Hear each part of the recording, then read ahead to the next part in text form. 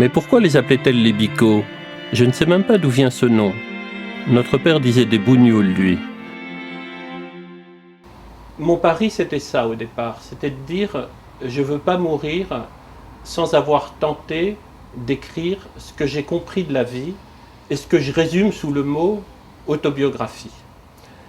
Je suis quelqu'un, je me souviens très bien de l'âge de raison. Voilà. La première fois que je prends conscience que je suis un vivant, je dois avoir 6 ou 7 ans, et je me souviens de quoi je suis fait. Je suis fait d'une très grande peur des Arabes, de la conscience que les Juifs sont des gens dangereux, du fait qu'on fait partie d'une espèce d'élite, puisque ma mère est extrêmement méprisante à l'égard du personnel qui travaille à la maison. Ça, c'est ce que j'ai dans la tête à 6 ou 7 ans, et je m'en souviens. C'est la guerre d'Algérie. Ma mère nous dit que les Arabes égorgent les gens, et donc quand je vois un Arabe, je change de trottoir. Je ne me doute pas alors de l'importance que va revêtir pour moi ce premier séjour à Alger, durant lequel je me suis remémoré jusque dans ses moindres détails la scène de l'horrible Bicot de Neuilly. L'horrible Bicot menaçant prétendument notre grand-mère, me détestant et me méprisant d'avoir pu croire notre mère, petit bourgeois de 6 ou 7 ans bête comme un canard, puis la détestant et la méprisant, me répétant à part moi, tandis que j'assistais à ce que tentaient les Algériens pour sauver les leurs, mais comment a-t-elle pu? Comment a-t-elle pu les appeler devant nous des bicots, des ratons? Comment a-t-elle pu ne rien vouloir apprendre de leur façon d'être, ne jamais tenter de les approcher, d'échanger quelques mots seulement, elle qui justement les connaissait un peu pour avoir vécu en Tunisie? Ce qui m'intéresse dans ce projet, au moment où je me dis que je vais essayer de le faire, c'est de tirer tous les fils de ce qu'est la vie, c'est-à-dire de comprendre d'où vient ce que j'ai dans la tête à 6 ou 7 ans, ce qui va me forcer à comprendre ce que pense mon père, ce que pense ma mère, et pourquoi mes parents pensaient de telles choses. Et puis, j'ai commencé, c'est drôle, parce qu'après j'ai commencé à me réconcilier avec tout ce que les parents nous avaient appris à détester. Et puis ensuite, ce qui m'a intéressé dans ce livre, donc, c'est de raconter comment j'ai pu sortir de tout ça. Je n'ai pas de reproches fondamentaux à faire à ce que pensaient, à faire à mes parents. Ils pensaient ce qu'ils ont pu penser.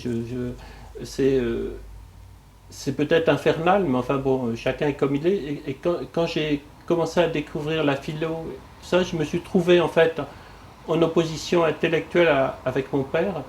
Mais j'aime beaucoup mon père, j'aime beaucoup cet homme. C'est vrai qu'il tenait probablement des discours impossibles. C'est vrai qu'en 65, il soutenait Tixier-Vignancourt. C'est vrai qu'il a dû voter jusqu'à la fin de sa vie pour Jean-Marie Le Pen. Donc j'étais dans une opposition catégorique avec lui. Et pourtant, je continue à l'aimer. C'est un matin d'avril 1959 que notre vie bascule. Je rentre de l'école pour déjeuner et je vois que l'immeuble est en proie à une agitation inhabituelle. Alors je pars vers les chambres et je tombe sur Christine, notre grande sœur Christine qui est très pâle et qui semble paralysée. Qu'est-ce qui se passe? Où est maman? On est expulsés. Je crois que pendant un moment j'essaie de comprendre, mais non, ce mot-là ne me dit rien. Qu'est-ce que ça veut dire, expulsé? Depuis 50 ans, j'essaie de reconstituer le reste de cette journée que mes yeux ont vue, forcément, mais que ma mémoire n'a pas voulu retenir.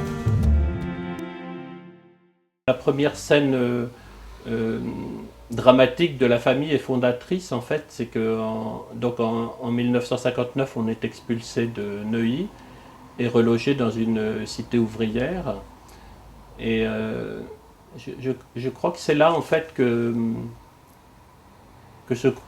c'est là que se construit notre particularité. Parce qu'à partir du moment où on est expulsé de Neuilly, on va commencer à être rejeté de partout. C'est-à-dire, on est mis à la porte de notre collège religieux, qui était un collège privé et payant, bien sûr, puisqu'on était des bourgeois prétendument aisés. Et peu à peu, en fait, enfin même assez vite, ma mère tombe malade. Elle devient un peu folle. Et après, comme ça, il y a un certain nombre de scènes fondatrices dans ma vie. Bon, c'est toujours très impressionnant quand on a une dizaine d'années de voir sa mère piquer une crise de nerfs, se casser la gueule, se rouler par terre et hurler. Maman, je suis venu te voir pour te dire que je vais publier mon livre, Priez pour nous. Ah, je voudrais t'expliquer une chose. Quand j'étais enfant puis adolescent, j'ai tout supporté de toi. Je n'avais pas vraiment les moyens de me protéger, ni de me défendre, et papa ne nous a pas beaucoup aidés de ce point de vue. Ça n'a pas été facile, je suppose que tu t'en souviens. Aujourd'hui que je suis un homme, tout cela pèse sur ma vie, et ce livre est salvateur pour moi.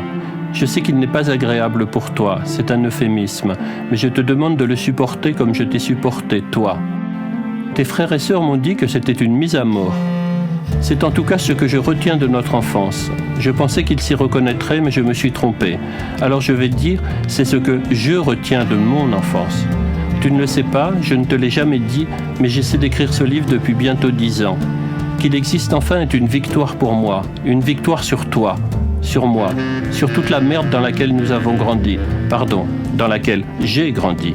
C'est sans doute idiot, mais je me sens moins abattu et moins humilié maintenant que ce livre est là. Peut-être que je vais pouvoir regarder le monde différemment, je ne sais pas. Et voilà comment on se construit, c'est-à-dire que je m'aperçois que